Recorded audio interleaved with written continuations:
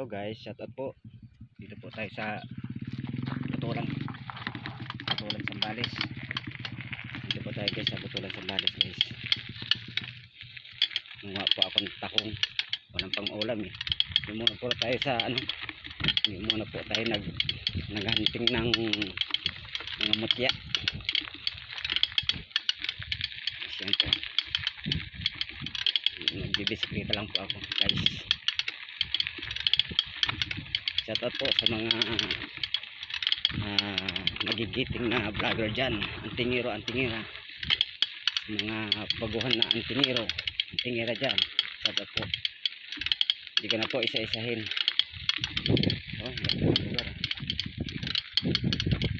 Lugar guys, ito po tayo sa Butulan Sambales. Guys, bibiskleta lang po ako.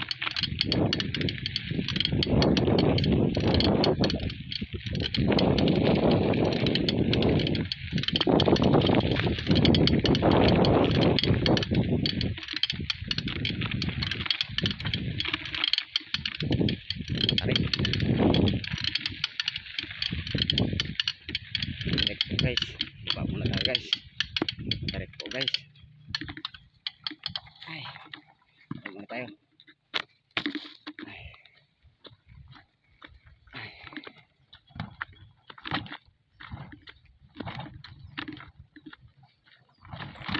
May kalayong po guys to.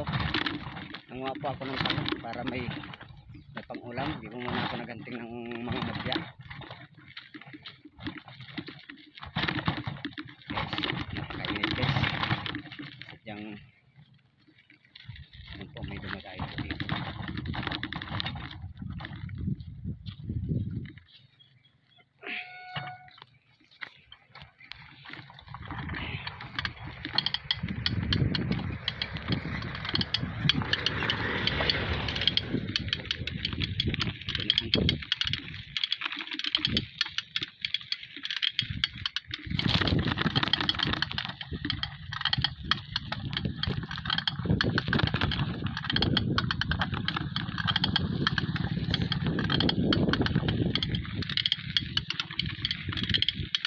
Shout out po kay Dato Ramil Lanaw. Shout out po kay Mayhuwagang Aklat, kay Banal na Kamay. Shout out po sa inyo. Shout out po kay Janelle Dison. Sa pong spiritual healing po yan, idol. Shout out po sa mga manggagamot na si Commander Leon, kay Apo Stong. Shout out po sa inyo. Kay Musang, kay Antingero Mindanao po. Shout out po sa iyo, bro. Antingero Mindanao, dito po sa Sambales, Butulan Sambales. Nagbibisklitang tindi ng init Magtang po ako guys. Manap ako ng pangulam. Galing po ako Butulan.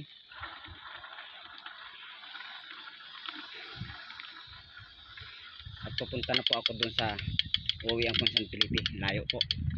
Lalakbing po mga 5 kilometro po. Gamit ko lang po itong bisikleta. Medyo tumuturog na po guys Hindi pa ako nakabili po. Guys, pinanggalingan po guys ang layo. Buti maganda na po yung kalsada dito. Hindi na masyadong lubak-lubak. Hindi na po masyadong yung rough road. Pinaganda na po. Kasi dadaan po ako kasi. Kaya sabi ko sa kanila, pagandahin nyo yung dadaanan ko. Kasi ayaw ko po yung medyo mabato na dadaanan ko. Pinaganda po nila. Naginig po sila sa akin guys.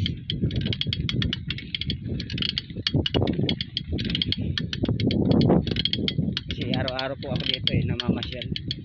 Yung po tulay tulay na pupuntang south, papuntang north to south, o southbound to north. Yan po. Ay, marami din pong kabayan dito po guys.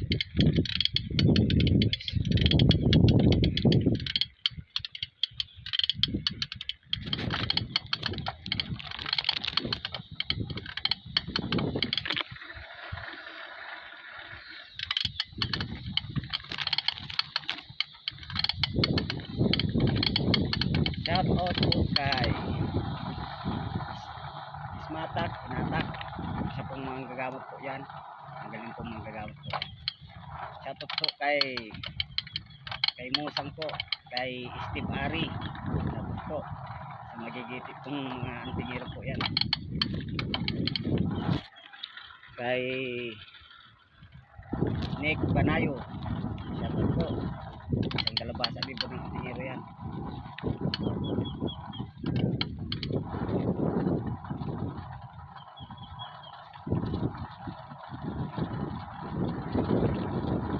Hindi po kabayan dito guys. Pinapatayo nila ng bahay.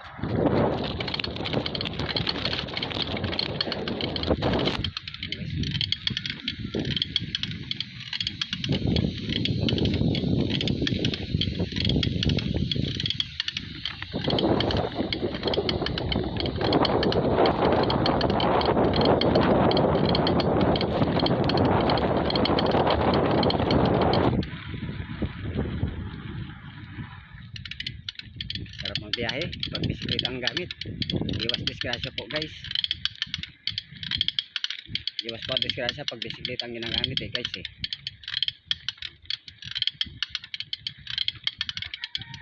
May pahinga muna tayo.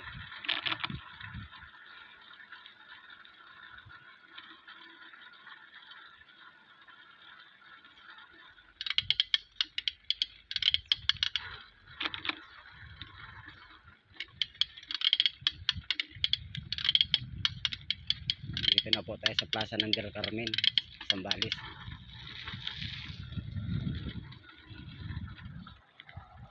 May dumadaan. Daanan po. Pero papuntang Perth guys. May mga truck. Daanan po. Daanan po ito papuntang Perth.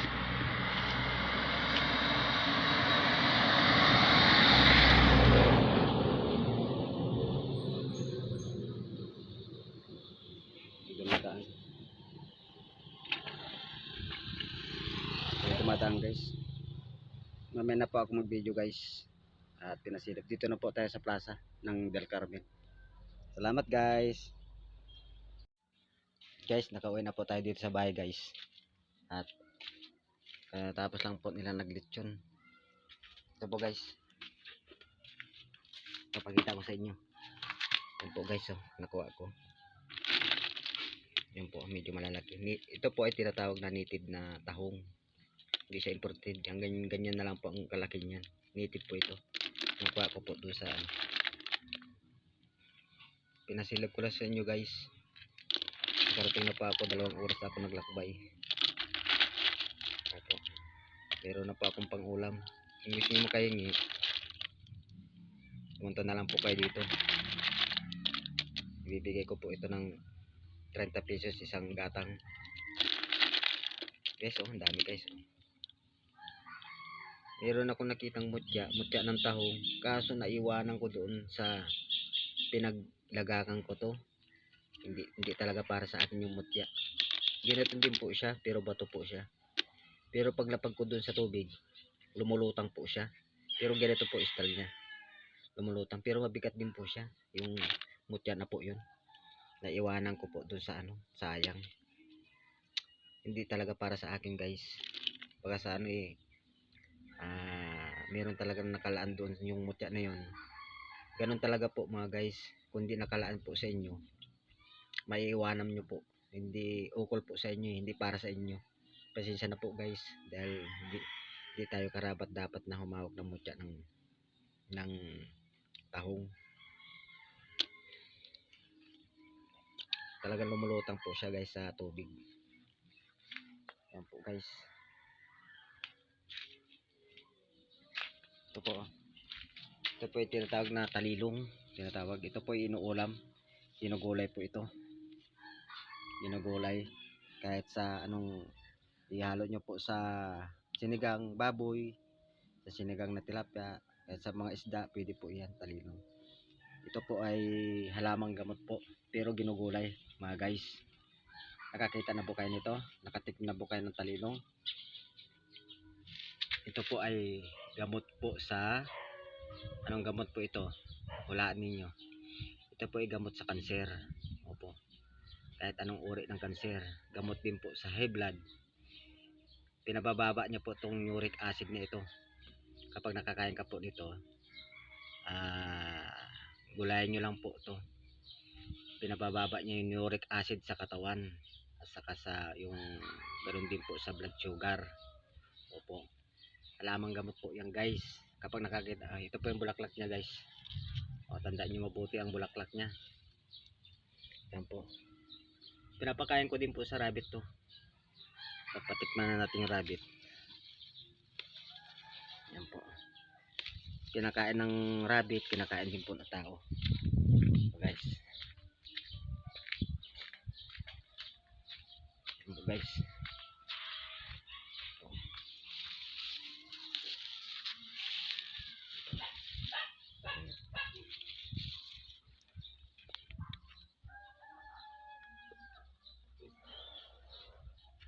Yan po, kinakain niya guys. Kinakain po nila guys.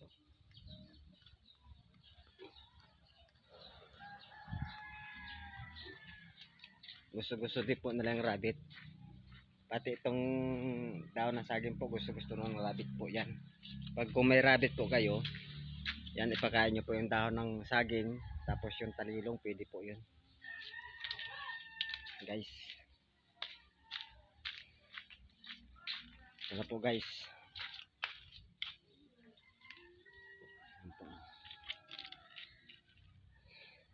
Yan po, kinakain din po to.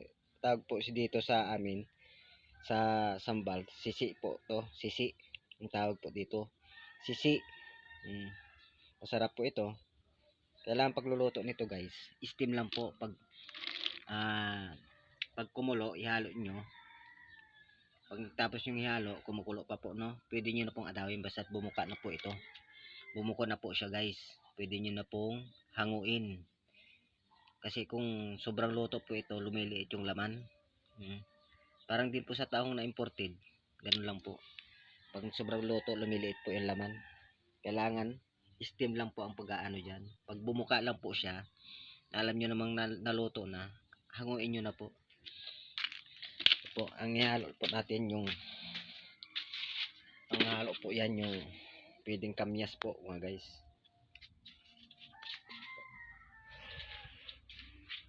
Shoutout po kay Kuya Buds. Sana Kuya Buds maaga mo sa demonyo yung kaibigan mo, Kuya Buds. Dahil supportive na lang po ako sa iyo. Dahil malakas po yung pagkakapit ng sumpa sa kaibigan mo.